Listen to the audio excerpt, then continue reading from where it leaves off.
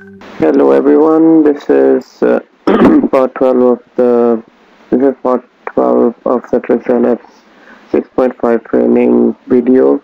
Now in this video I'm going to continue from part 11. There are a few things that are left from part 11. So although what we discussed is Citrix policies are now integrated with Active Directory, but we can still make policies in App Center. And when the policies are made from App Center, they are sitting in IMA database and shared with all XenApp servers, and within the farm. Whereas if policies are made from GPO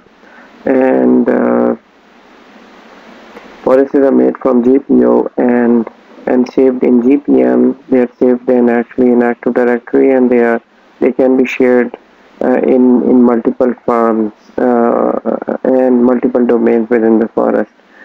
Now, now we also discussed filtered, unfiltered policies. Unfiltered policies are like default policies. Filter policies are like when you target the policies to users, clients' IP addresses. So I'm going to show you another example of applying a policy to a worker group, and then at the end we're going to see policy modeling and move on to part 12, which is load balancing. So let's get started. Now,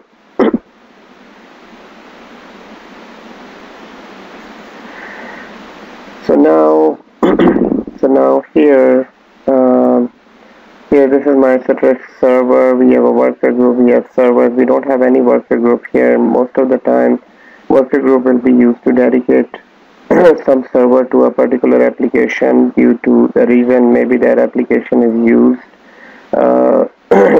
If that application is under heavy load, and for that application we need to dedicate some servers, so we can create worker group, and worker group can be created to apply policies as well. So here I'm going to create a new worker group, a very simple worker group. Let's say I'm going to create a worker group for Toronto servers.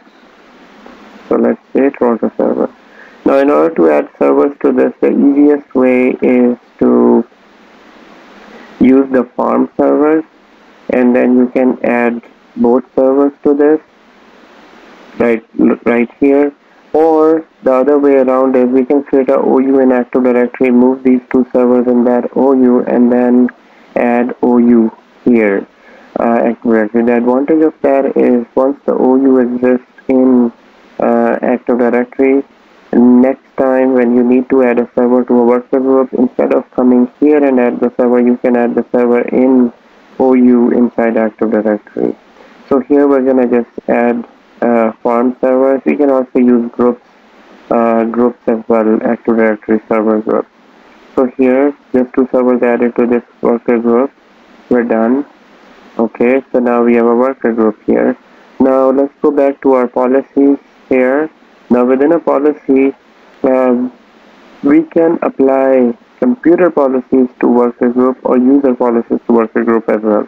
So here I'm going to apply a computer policy. Let's create a new policy. Let's say this policy is for let's say just say custom Toronto P1 policy 1, and then we'll decide what type of policies would we need. We have many things here. So let's see, what can we apply to this worker group? Auto reconnect. We already used that. By the way, both policies that I applied, they worked. I just had to restart the client and restart the server, and the policies worked from the last video. So here, let's say going down and down, license server, limited users. We can say limited users for these servers. We can use this limited sessions, but we don't want to do this for now, so we have only two servers here. Let's go down, memory optimization, memory interval, offline users.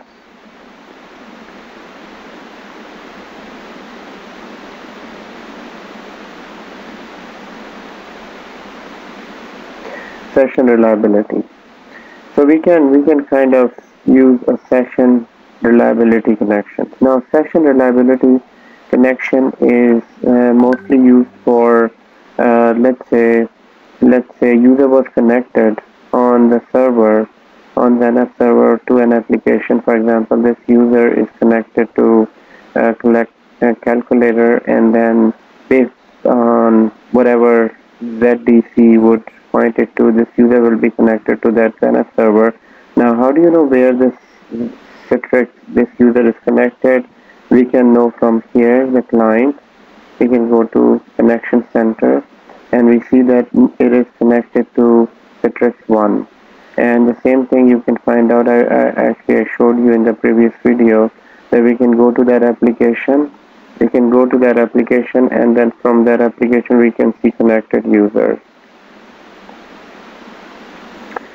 So session reliability is basically, let's see the definition. Basically, it is when the user, it is session reliability keeps session active when the network connectivity is interrupted.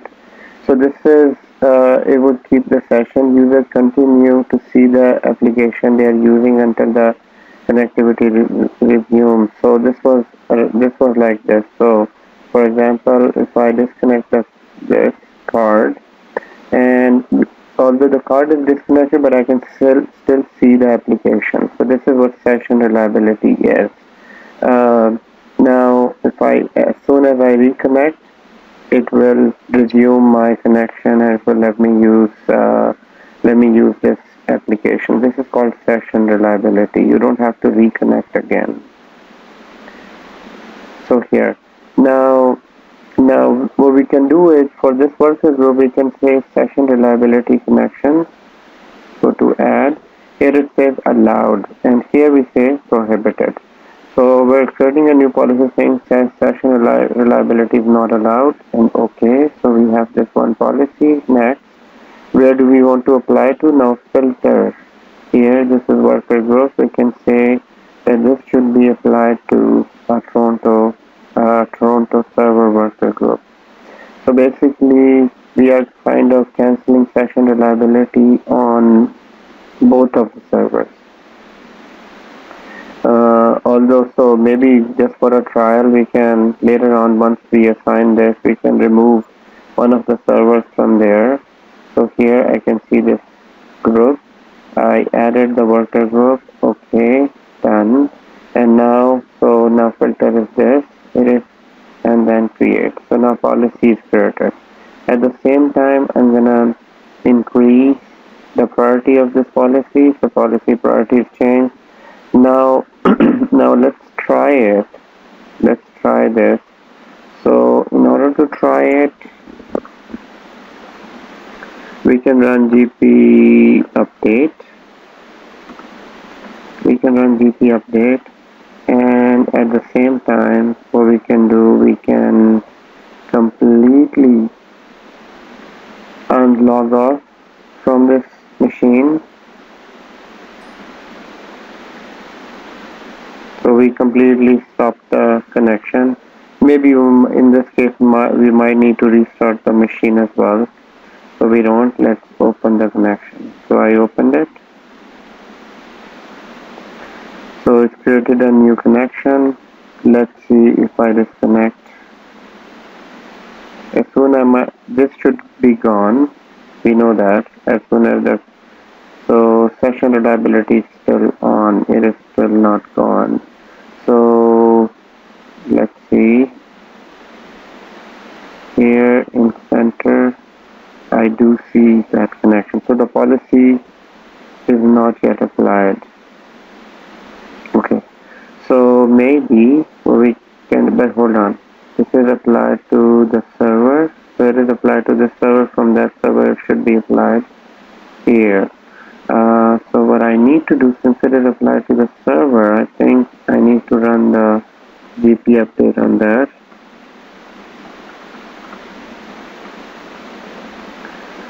GP update, or maybe we might need to restart the server. And now from here,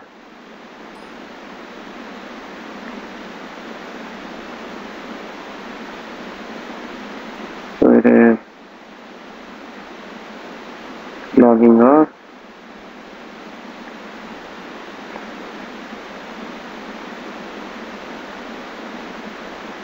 Done. And reopen the connection. Go back to the server. Within the server, let's see who's connected. Calculator, connected user. There is one session connected.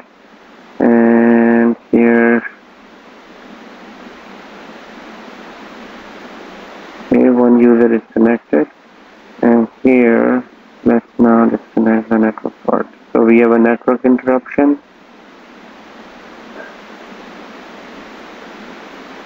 So we still have this. I think for session reliability we need to use the other policies or other settings as well.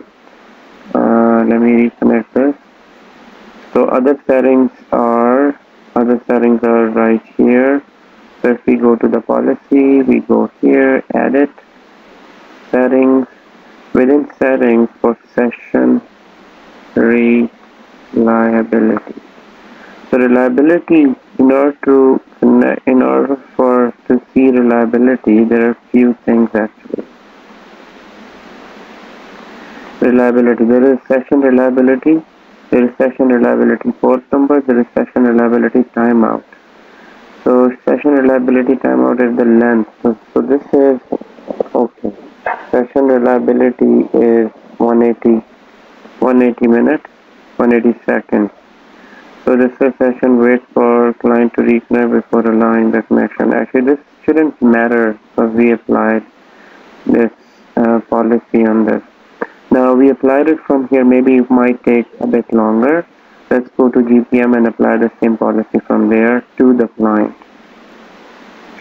So I'm gonna go to GPM, and my client is actually sitting in this. Here I'm gonna create a new policy.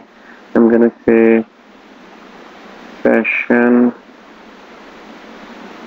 reliability disable, and in this I'm gonna say right click edit, go into computer policy, go into policies.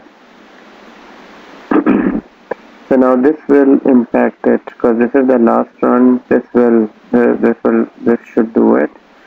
So edit. I'm using the unfiltered policy here. Let's see, reliable and session reliability, add prohibited.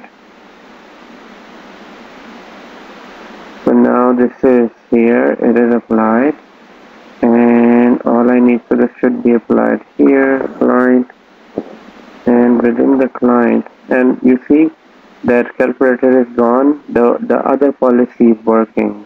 Remember in the previous video we made it, I left the session here that is gone.